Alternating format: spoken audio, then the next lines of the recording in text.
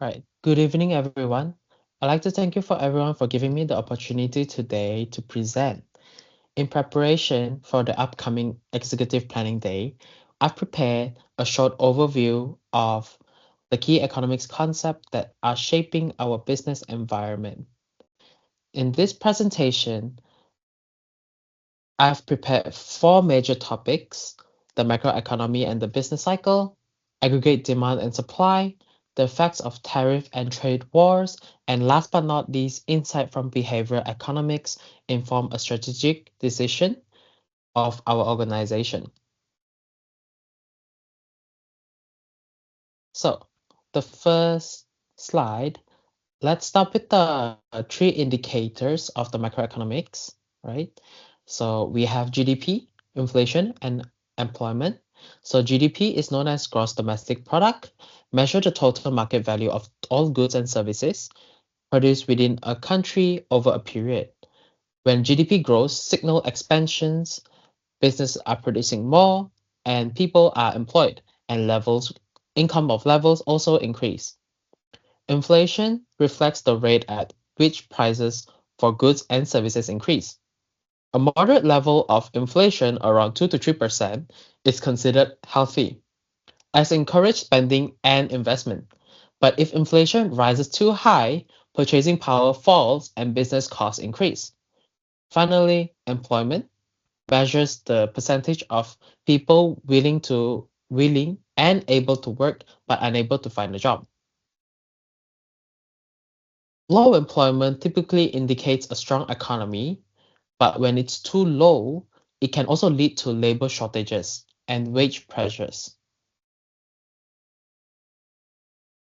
Next one is the understanding the business cycle.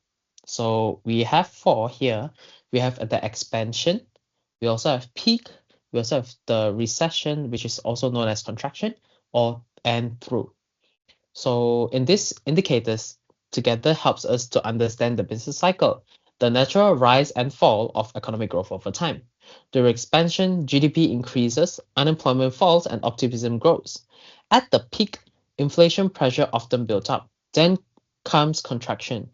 GDP slows, unemployment rise, and spending declines. Finally, we reach a through, marking the start of recovery. Understanding where we are in the business cycle helps organizations forecast demand, plan investment, and manage risk. For example, during expansion, a company might invest in new product or equipment, but during contraction, focus might shift to efficiency and cost control.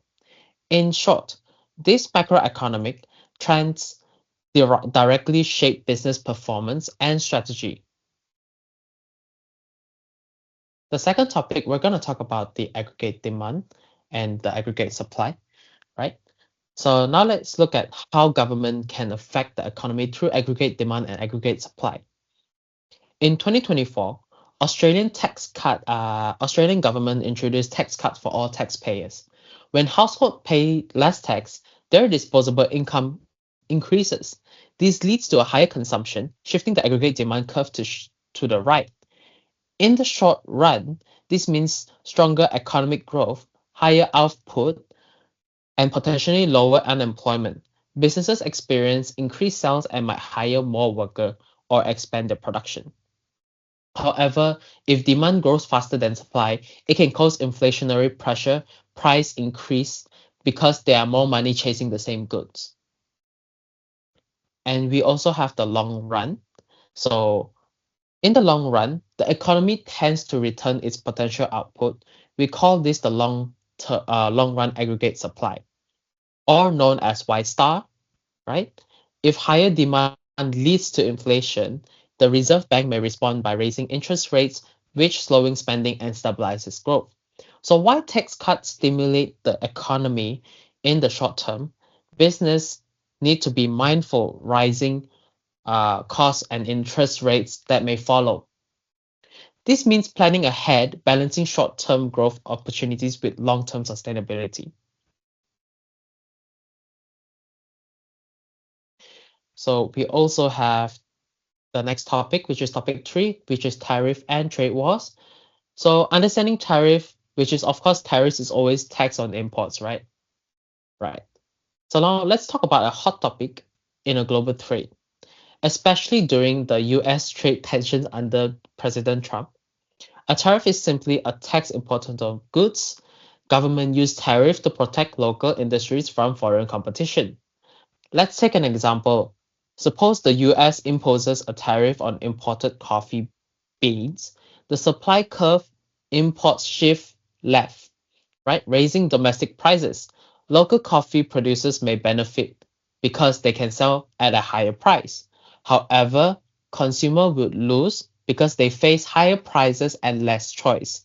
And foreign exporters also lose their products because became less competitive. So we have the winner and the loser of tariff. We can look at the bigger picture. While tariff can protect certain sectors, they often reduce overall economy efficiency. Businesses that rely on imported materials may face higher input costs, forcing them to raise prices or reduce output. For decision maker, this highlight the importance of diversifying supply chains and monitoring trade policy risk. Global trade dynamic directly affect costs, competitiveness, and ultimately profitability. Now, the last topic, the insight from behavioral economics.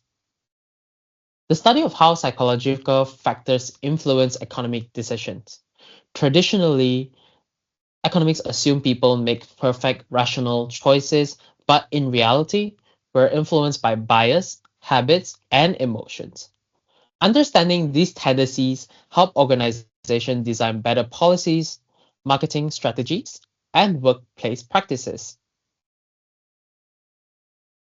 Now let's take a look at these two key examples. We have the first one, framing effects. The way information is presented changes how people respond. For instance, customers are likely to buy a product labeled 95% fat free than one label 5% fat. This insight actually helps business improve marketing communication and product positioning. And the second one, we have the default bias. People tend to stick with preset options. Think of automatic superannuation enrollment. By setting beneficial defaults, organization can increase participation in programs like employee savings or sustainability initiative. Behavioral economics remind us that good strategy isn't just about numbers, it's about understanding people, right? This is the last slide. So to summarize today, we have explored how GDP, inflation, and unemployment reveal where we are in the business cycle. Tax cuts influence demand, growth, and inflation in both short and the long run. Tariff reshape global markets, creating both risks and opportunities. And also, last but not least, behavioral economics helps us make smarter, more human-centered business decisions. So understanding the economy isn't just for economists. It's essential for strategy, forecasting, and sustainable growth. I would like to thank you for your time, and I look forward to discuss how these insights can shape our next phase of planning. Thank you.